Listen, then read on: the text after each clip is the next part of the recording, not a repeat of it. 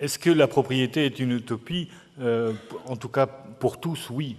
Très clairement, oui. D'abord, il faut sûrement enlever quelques idées toutes faites où on pourrait croire que plus il y a de propriétaires dans un pays, plus son développement économique est assuré. Je ne voudrais pas enlever les propos de mon successeur, parce que j'ai lu et on a les mêmes chiffres, donc les mêmes analyses, sans doute pas, mais en tout cas les mêmes références. Eh bien non, les pays d'Europe qui ont le moins de propriétaires sont l'Allemagne, sont la Suisse, sont la Suède, sont des pays qui ont un développement économique extrêmement dynamique. Et quand vous faites à l'inverse, vous dites « ouais, mais peut-être, comme Monsieur le ministre l'a fait en évoquant l'Espagne, on pourrait évoquer aussi l'Italie ».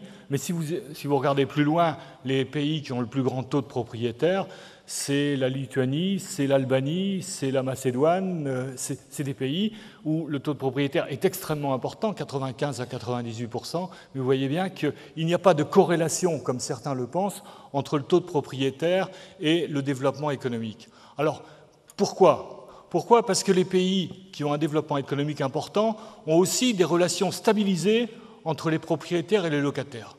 C'est-à-dire, pourquoi ça se passe bien et pourquoi en Suisse, en Allemagne, ce taux de propriétaire n'est pas plus important? C'est parce que l'équilibre qu'il y a entre les droits du propriétaire et les droits du locataire sont suffisamment satisfaisants, tant au niveau de la sécurité qu'au niveau économique, pour stabiliser cette relation.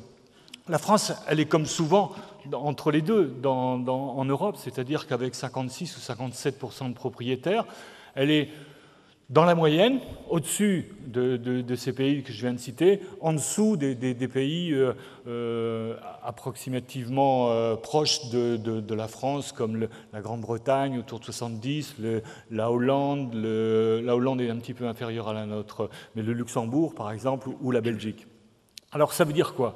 Ça veut dire que la problématique majeure, elle n'est pas d'être propriétaire ou d'être locataire. La priorité majeure, c'est est-ce que tous les citoyens qui vivent sur notre territoire ont droit à un logement? Et si oui, à ce moment-là, il faut d'abord régler la problématique qui pèse actuellement sur la société française. Il manque aujourd'hui 800 000 logements en France. 800 000 logements en France, dans le 5e pays le plus riche du monde. Donc il faut d'abord pallier à cette carence, à cette pénurie qui est liée à des années d'histoire, à un siècle d'histoire.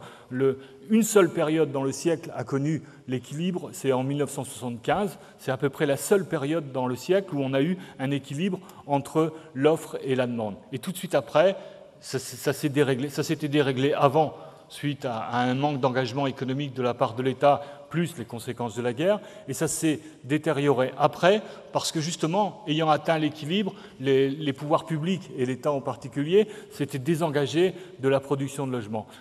Aujourd'hui, on est sur un effort, et je terminerai sur cet aspect, parce que j'ai vu clignoter les lumières, on est depuis 2 ans sur une production extrêmement intéressante, autour de 420, 430, sans doute 435 000 logements pour un besoin estimé à 130, 140. Donc on est en train de résorber petit à petit le déficit. Le seul problème, c'est que on résorbe le déficit quantitatif, on ne résorbe absolument pas le déficit qualitatif. Pourquoi? Parce que quand vous analysez par exemple les 410 000 logements construits en France l'année dernière, seuls 24%, 24,7% pour être exact, sont pour les 2/3 des Français, c'est-à-dire ceux qui sont en dessous d'un certain plafond, plus pour ceux qui connaissent le plafond PLUS. Et donc on construit 3/4 des logements pour le tiers de la population la plus aisée. Et c'est pour ça qu'actuellement il y a une crise. Elle est due à la pénurie, elle est due évidemment qui fait monter les loyers, le coût du foncier et le coût du logement, vous le savez tous, et quand ce n'est pas pour vous, ce sera pour vos enfants ou vos petits-enfants. Et il y a surtout le fait que la production actuelle ne correspond pas à la demande. Donc, si on veut raisonner en termes d'accès à la propriété, il faut d'abord raisonner en termes d'équilibre de création de logements pour qu'on ait à peu près une égalité dans l'offre et la demande. Et là, à ce moment-là, on pourra orienter les politiques publiques vers la propriété, favoriser ce qui est une demande de la plupart des Français, la propriété, mais avant tout, il faut régler le problème de l'accès au logement pour tous. Merci.